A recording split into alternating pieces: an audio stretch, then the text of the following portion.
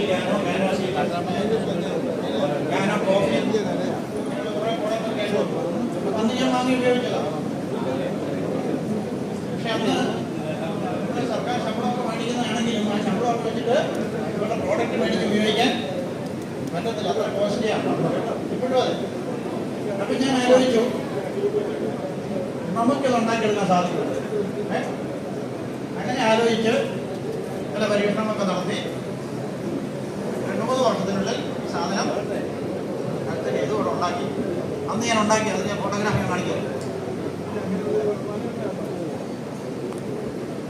Okay, ഇത് അമാനിറ്റ പാന്തറിന വിഷകരമായിട്ടുള്ള കൂട്.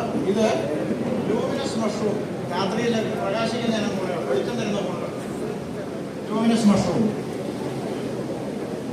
ഇത് ലൂമിനസ് മഷ്റൂം. ഇത് തടിയിലുണ്ടാകുന്ന ഒരു ടൈപ്പ്